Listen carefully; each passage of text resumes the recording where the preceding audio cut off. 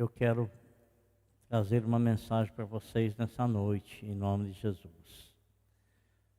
Depois, irmão, não me deixe esquecer de orar pelos irmãos que estão doentes aqui não, tá?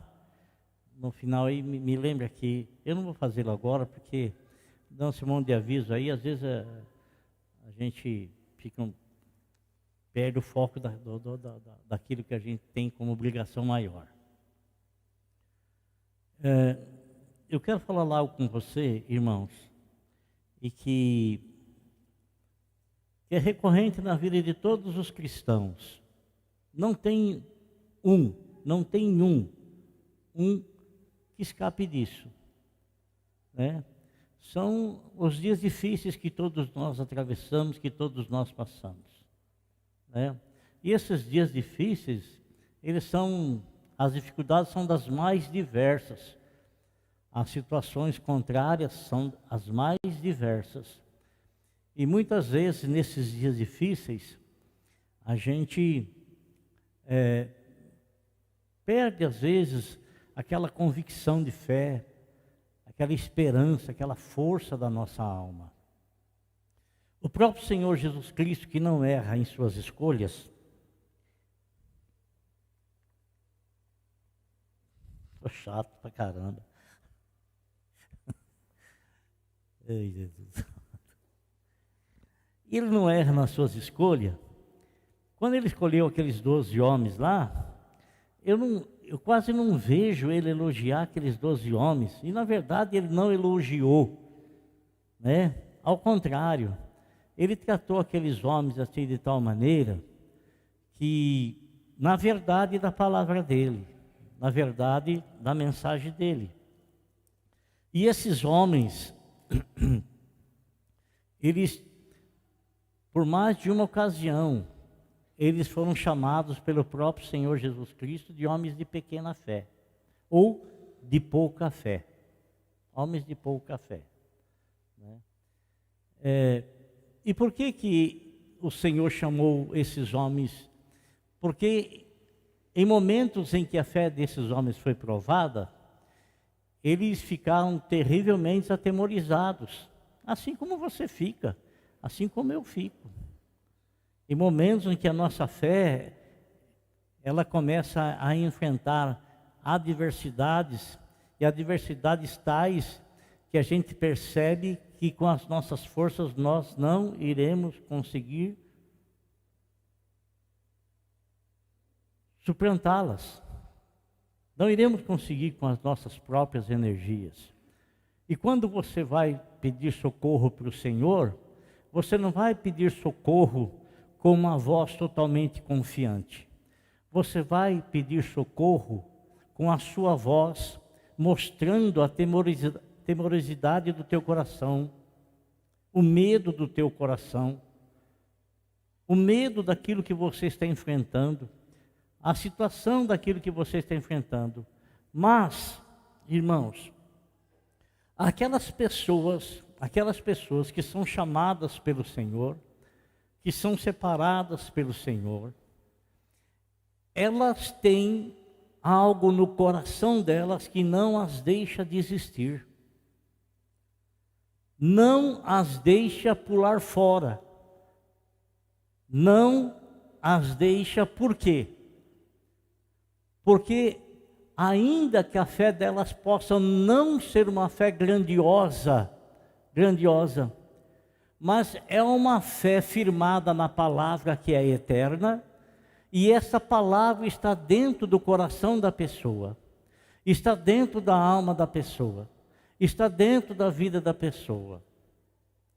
Talvez não tenha, porque a única pessoa que nós temos registro nas Sagradas Escrituras é dele. Então é dele que nós vamos falar. Nós vamos falar de Jó. Ninguém atravessou tamanha adversidade do que Jó, ou como Jó. Ninguém, não há ninguém. O que está registrado na Bíblia, Pode ser que tenha alguém em algum lugar, mas eu creio que é muito difícil passar tudo quanto ele passou, passar tudo quanto ele enfrentou. Mas uma coisa que me chama a atenção em Jó, irmão, é que ele nunca desistiu da fé. Ele nunca desistiu da fé. Nunca. Nunca desistiu da fé. E por que eu creio que mesmo ele não tendo condições de suportar tudo aquilo que ele suportou, porque a condição dele suportar tudo aquilo era uma força de uma centelha da graça de Deus lá no fundo do coração dele. Lá no fundo do coração dele, lá no fundo. Havia uma pequena centelha lá, havia lá. E essa pequena centelha não o deixava desistir, porque se houve alguém desafiado a ponto de desistir da fé, foi Jó. Ele não apenas perdeu algum bem material. Aliás, ele não perdeu algum, ele perdeu tudo que ele tinha. Ele era o homem mais rico do Ocidente. Ele perdeu tudo. E além de perder tudo, ele perdeu a família. Perdeu os 10 filhos numa pancada só. Numa hora só. Num momento só. Irmãos, misericórdia. Perder um filho é uma coisa horrível demais, terrível demais. Agora imagine você perder os 10 filhos num momento só. Todos. Como é que ficou a vida desse homem? Ele tinha tudo para desistir da fé. Imagine você, nunca fale isso, irmão. Nunca fale isso. Nunca diga assim, tem que ter a paciência de Jó, porque você jamais vai ter a paciência de Jó. Porque para ter a paciência de Jó, a gente tem que passar por aquilo que ele passou. Para ter a paciência de Jó, tem que sujeitar àquilo que ele passou. E a paciência dele foi dele perceber. Que ele não podia fazer absolutamente nada. Esgotou-se todos os recursos humanos, todos, de bens materiais, da família que podia lhe dar força, dos amigos, os amigos que pareciam ser companheiros dele, os amigos que pareciam estar do lado dele. Na verdade, esses amigos, eles vieram e por 10 vezes consecutivas, eles estavam ofendendo Jó, acusando Jó, falando muitas bobagens, muita besteira sobre a vida de Jó,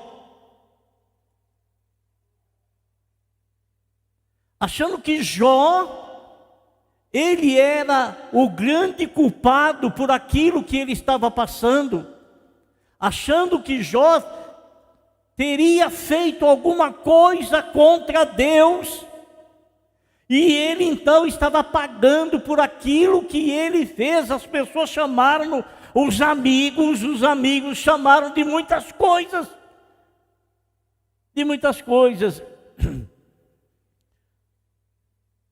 Mas, irmãos, eu quero ler um capítulo inteiro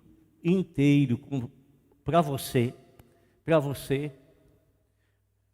do posicionamento de Jó, do posicionamento dele. Quero ler para você. E por que eu quero ler para você? Porque eu não quero que você desista da tua fé.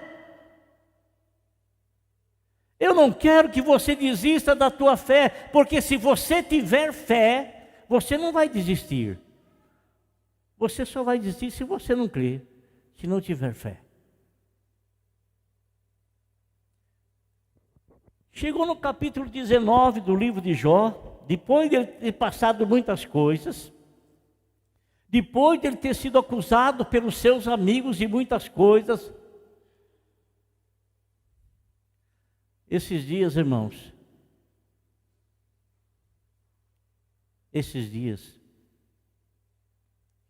eu estava orando,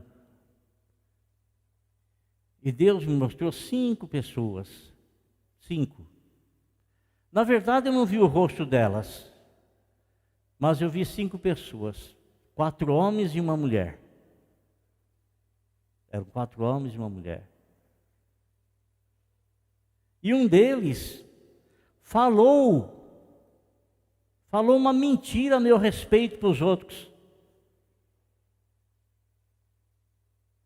Falou uma mentira ao meu respeito para os outros.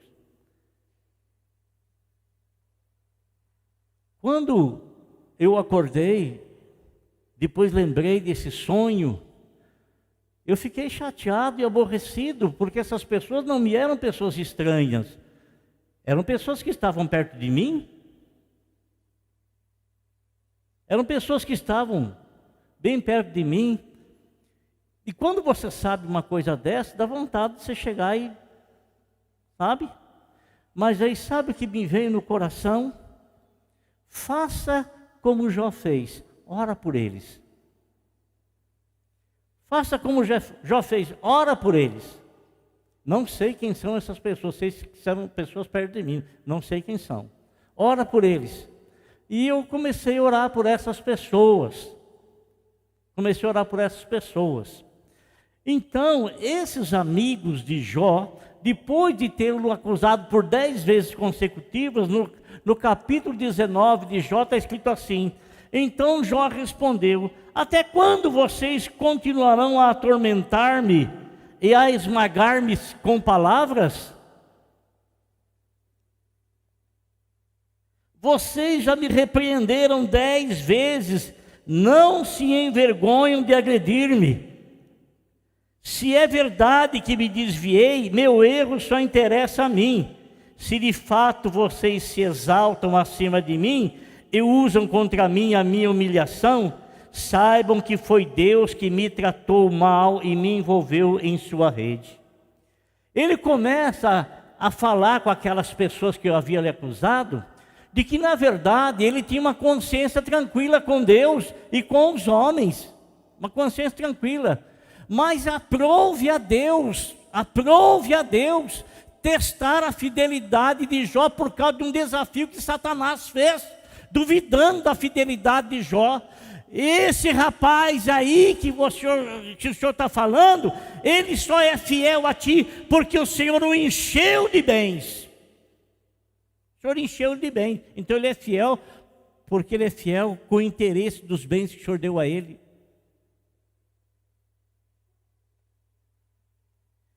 Aí Jó diz: não, a minha consciência é tranquila, foi Deus que me pegou, Ele me pegou na sua rede. E ele continua dizendo: se grito é injustiça, não obtenho resposta, clamo por socorro, todavia não há justiça. Ele bloqueou o meu caminho e não consigo passar, cobriu de trevas as minhas veredas, despiu-me da minha honra e tirou a coroa de minha cabeça. Olha aqui, ele era um homem honrado, irmãos. Ele era um homem honrado, ele era um homem respeitado, ele era tratado como um príncipe. A coroa que ele tinha sobre a cabeça dele era a honra que ele tinha, porque ele era um homem de honra, ele honrava a Deus e não desrespeitava os homens. Ele mesmo afirma isso, que ele não desrespeitava os homens, não humilhava ninguém e sempre estava disposto a ajudar as pessoas. Sempre. Mas o que ele fala aqui? Ele me arrasa por todos os lados enquanto não me vou. Desarraiga a minha esperança como se arranca uma planta. Sua ira acendeu-se contra mim, ele me vê como inimigo. Olha o que Jó sentia, irmão. Para Jó sentir que Deus o via como inimigo, é porque ele tinha sido amigo de Deus. Ele era amigo de Deus. E ele nunca fez absolutamente nada que o levasse a se tornar inimigo de Deus, ou que Deus, então, o tivesse agora por seu inimigo. Nada. E nós sabemos, irmãos, nós que temos a Bíblia Sagrada, que nós podemos ler o que sucedeu, a gente tem a Bíblia Sagrada, a gente sabe o fim que Jó teve, mas quando Jó estava passando por isso, não havia nada escrito, era o momento dele, era a situação dele, e o que é que a cabeça dele, o que é que a mente dele pensava? Pensava aquilo que ele expõe, ele é homem sincero. Deus me trata como inimigo. Eu não fiz nada para merecer isso. Eu perdi tudo, perdi todos os meus bens, perdi a minha família. Até a minha esposa quer me abandonar. Quando eu passava pelas ruas, as pessoas me consideravam, as crianças me consideravam. Hoje, eles atravessam para o outro lado. Hoje, eles me tratam com desdém, me tratam com desprezo. Irmão, presta atenção. Você pode fazer 15 mil coisas boas para uma pessoa. Mas se você deixar de fazer essa uma aí que a pessoa vai levar em conta. Entendeu? Então, não espere reconhecimento de ninguém. Não espere. Não espere. Quando você fizer qualquer coisa, faça na graça do Senhor e faça para o Senhor. Porque se você fizer para alguém, se você fizer para alguém, e esperar receber dessa pessoa algum reconhecimento, a Bíblia nos fala que você já recebeu aquilo que lhe era devido. Já recebeu. Não vai receber nada do Senhor, porque você fez para as pessoas, e as pessoas viram, e as pessoas te aplaudiram, você já recebeu o seu galardão. Mas quando você fizer as coisas para o Senhor, não toque a trombeta. Não toque a trombeta. Não toque. Porque se você trocar a trombeta, você já recebeu. Agora, se você não tocar a trombeta, aquele que vê as coisas no oculto, ele te abençoará publicamente. Te recompensará publicamente. Então, o que aconteceu aqui, irmão? O que aconteceu aqui? Pastor, você não pode fazer absolutamente nada aqui esperando que as pessoas reconheçam. Porque se você esperar isso, você está esperando o homem.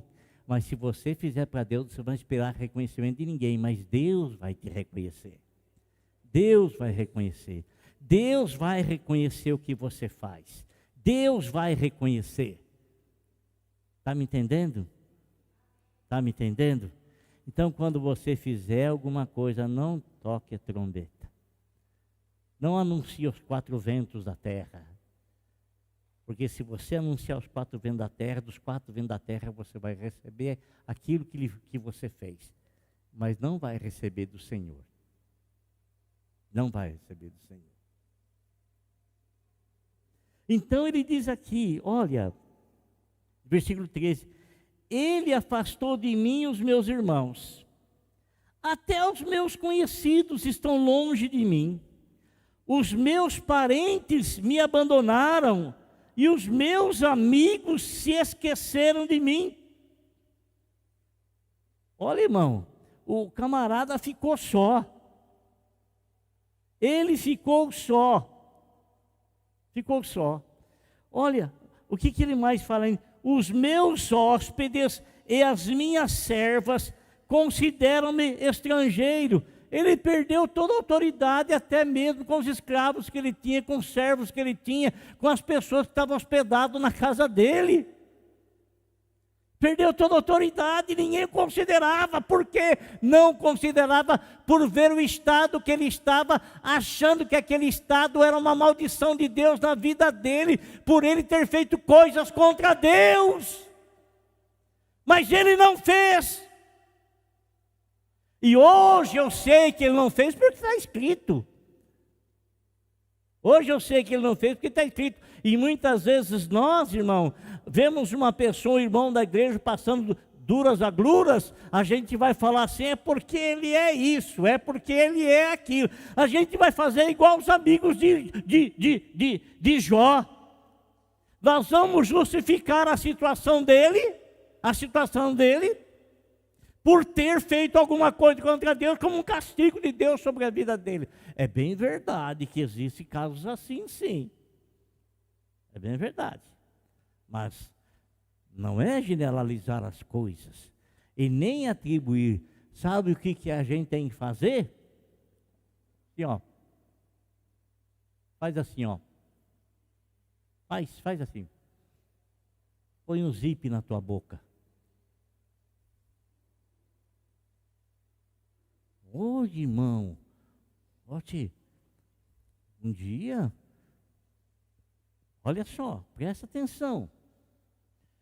Um amigo meu, ele estava andando, foi buscar o filho na escola, e na escola também uma senhora foi buscar o neto dela, não sei.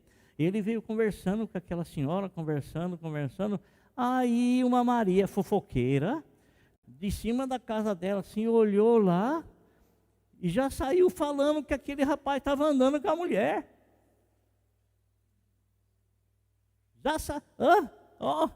E é crente, é crente.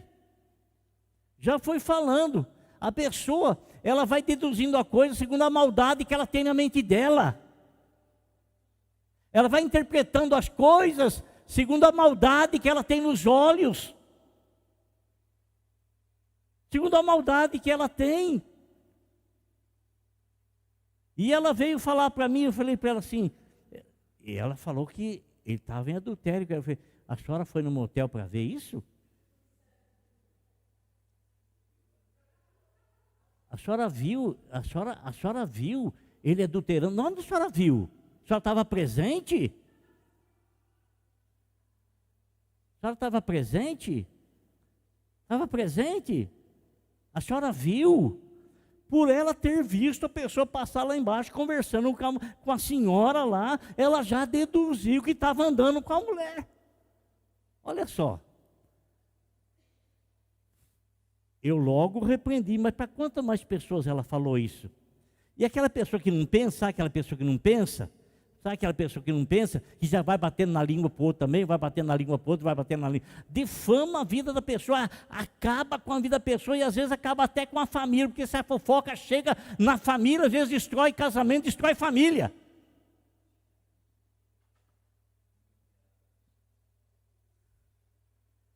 Então, ele está dizendo assim, ó, chamo o meu servo, mas ele não me responde.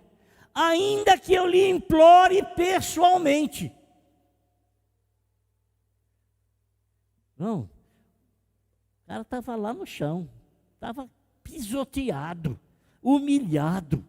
Agora, veja bem, olha que ele fala, 17, a minha mulher acha repugnante o meu hálito.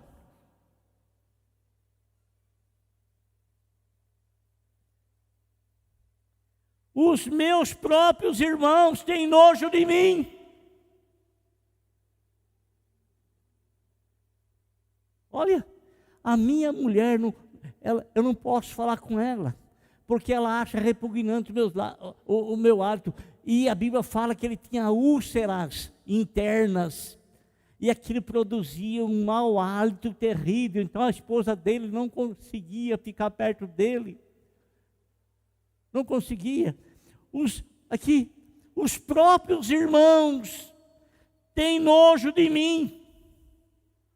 Até os meninos zombam de mim e dão risada quando apareço.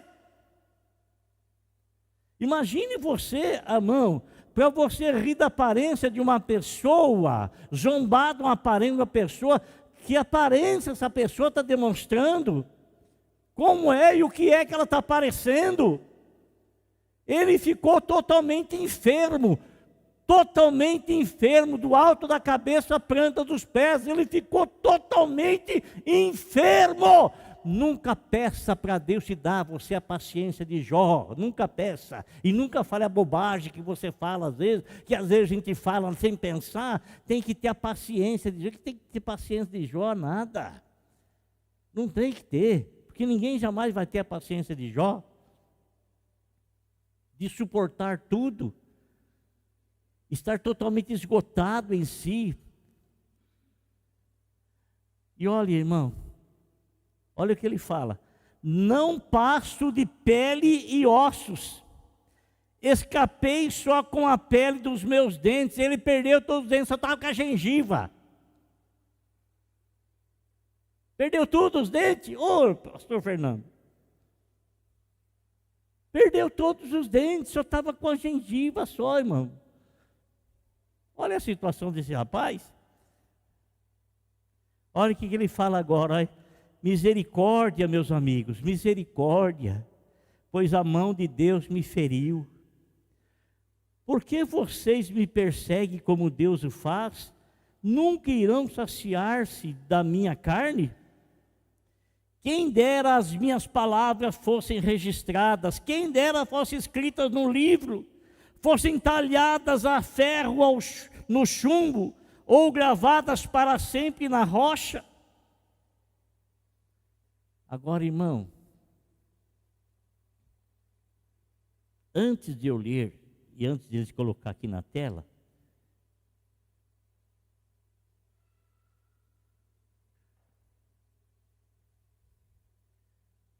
por que eu digo para você que aqueles que são do Senhor, por mais em trevas difíceis que eles estejam, há uma centelha lá no fundo, uma centelha que não deixa de existir de Deus, uma centelha que confirma no coração dele: isso é passageiro, essa tempestade é passageira, essa tempestade pode durar um dia, 2 dias, 1 mês, 2 meses, pode demorar 1 ano, 2 anos, 10 anos, 15 anos. Pode demorar. Pode demorar. Mas sabe, querido, o nosso Pai Celestial, Ele nunca vai perder o controle das situações. E lá no fundo do nosso coração, lá no fundo, por mais terrível que esteja a tempestade, lá no fundo tem uma centelha daquele que é salvo pelo Senhor, que não o deixa desistir. É uma confirmação de Deus na vida da pessoa, que aquela situação não é permanente, aquela situação vai passar. Ela vai passar. Sabe por que ela vai passar, irmãos? Orando estava esses dias, e Deus disse para mim: tem uma oração tua que está diante do trono. Tem uma oração tua que está diante do trono. Quando eu sei que tem uma oração minha que está diante do trono, eu tenho que fazer o quê? Eu tenho que ficar esperando. Porque essa oração que está diante do trono necessita uma operação de Deus, um trabalhar de Deus durante algum tempo, algum período, que eu não sei quanto exatamente, mas eu sei que é um período exato, dado por Deus, daquela oração ser respondida. Então, o que eu tenho que fazer? Eu vou tranquilizar o meu coração com respeito a isso, porque a minha oração está diante de Deus. Ele não esquece das nossas orações, Ele trabalha para respondê-la para nós.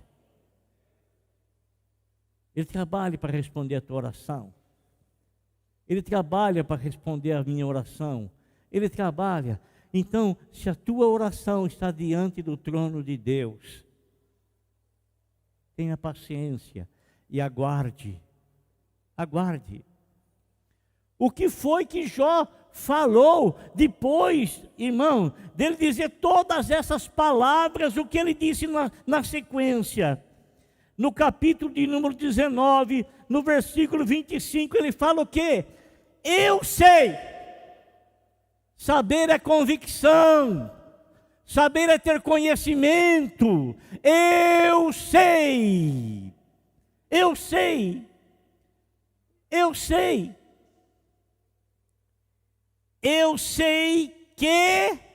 O que ele sabe? Eu sei que o meu Redentor vive. Eu sei que o meu Salvador vive. Eu sei que o meu resgatador vive. Eu sei que o meu Deus vive. Eu sei. E que no momento oportuno, dito por Ele, o que vai acontecer? Ele se levantará sobre a terra. Aleluia. Olha a convicção dele com respeito à vida eterna, irmão. Olha que ele fala aqui. E depois que o meu corpo estiver destruído e sem carne, o que ele fala? O que ele fala? O que ele fala? Aleluia. Verei a Deus. Eu o verei de que maneira? Com meus próprios olhos, eu mesmo, e não outro. Aleluia. Como anseia no meu peito o coração. Glória a Deus, irmãos. Amém. Olha só a convicção desse homem. Estou sendo destruído. Pode acabar com tudo. Mas ninguém pode roubar a esperança do meu coração de que no amanhã, ainda que o meu corpo torne ao pó, ainda que o meu corpo seja totalmente destruído, ainda que ele fique sem carne, eu verei ao Senhor com os meus próprios olhos. Aleluia. Glória a Deus. Então, querido irmão, em nome de Jesus, vamos ter Jó como exemplo. Permanecer firme no caminho do Senhor, sabendo que toda tempestade, toda tribulação, toda dificuldade, ela não é permanente. Ela vem, mas ela vai também. Glória a Deus. Ela vem e ela vai também. Louvado seja Deus. E a nossa esperança, ela é muito maior do que qualquer tribulação, porque ela nos é dada pelo poder da palavra.